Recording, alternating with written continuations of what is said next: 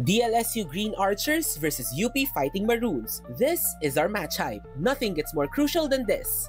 Sa gitna ng mabilis na takbo at mga nakabibiglang tagpo ngayong Season 87, dalawang koponan ang natira at maghaharap sa finals.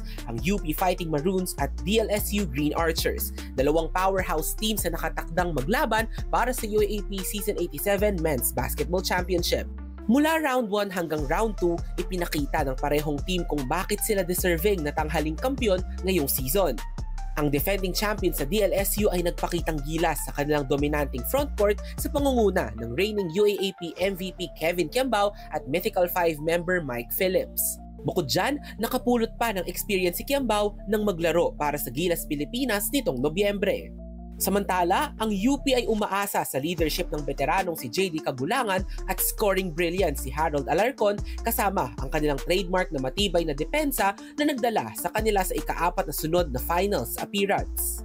Bagamat minalis ng DLSU ang kanilang elimination series kontra UP ng walang kahirap-hirap, iba ang magiging labanan sa finals. Magwawagi kaya ang matatag na depensa ng UP para baliktarin ang kapalaran o muling maghahari ang DLSU bilang patunay ng kanilang lakas sa UAAP? Sino sa tingin nyo ang unang makakakuha ng unang panalo? Let us know in the comments below. For more in this match hype, visit onesports.ph.